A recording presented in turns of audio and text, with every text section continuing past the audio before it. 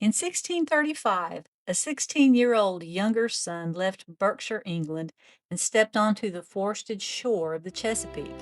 His name was John Carey, later changed to Cherry. He came as a headright, served his time, claimed a modest holding on Deep Creek, and founded a line that would later fight for the country he never lived to see. This is his story. John Cherry was born about 1619 in the rolling countryside of Berkshire, England, near Bray or Maidenhead, where the Thames wound past market towns and the Cherry name had already been known for generations. John grew up hearing tales of diplomatic ancestors, yet his own path would be shaped not by courtly favor, but by the quiet pressures facing a younger son in a crowded English household. His father, Thomas, and mother, Ellen Powney, raised a large family, 8 sons and a daughter. John grew up to the rhythm of market days and harvest. As a younger son in a crowded household, his future in England was limited. In the spring of 1635, John boarded a merchant ship bound for the New World. His passage was paid for by Oliver Sprye, a forward-thinking settler with Puritan leanings, who would later claim headrights for the labor John and 5 other young Englishmen would provide.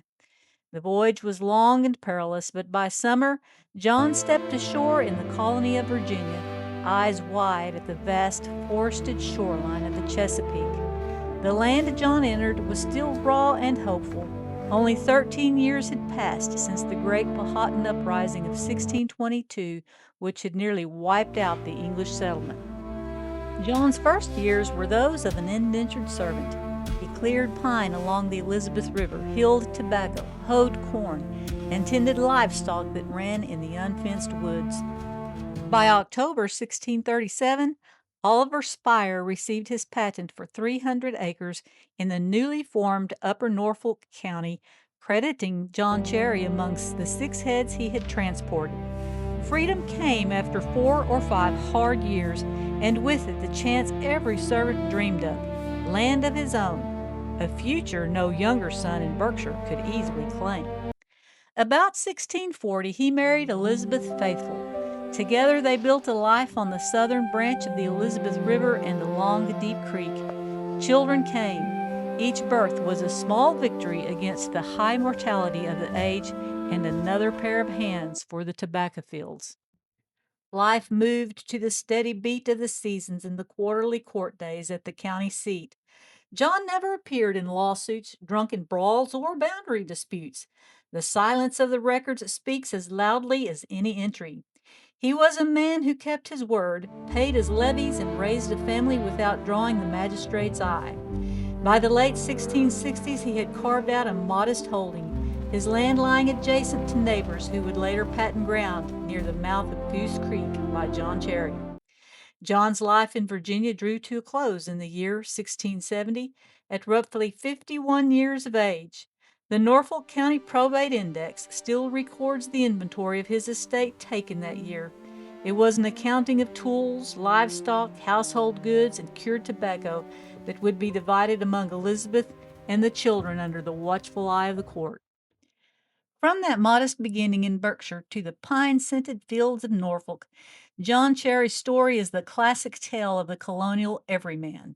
He left behind the old world's limits. He helped seed a new one, trading the certainties of English soil for the uncertainties of a tobacco frontier. Through war rumors, price swings, and hardships in the wilderness, he built a legacy of quiet competence. He was a younger son who left the old world's limits, served his time, claimed a modest holding, and left a quiet, competent legacy. His life is sparsely written in the surviving parchment. It is still written in the landscape of the Southeast Virginia and in the bloodlines of thousands who call the American South home. If Cherry, Norfolk, or Deep Creek is in your tree, this story may be part of yours too. The next story picks up where his sons, and later the Patriots, carried it. More of these stories are in the book The Land Where My Fathers Died, Untold Stories of My Father's Patriot Ancestors, available on Amazon. I do this for other families as well, finding the scattered records and developing them into a story of their lives. Find and follow me on Facebook. If you have a question about an ancestor or a name you want told, leave a comment. Then subscribe so that you don't miss the next story.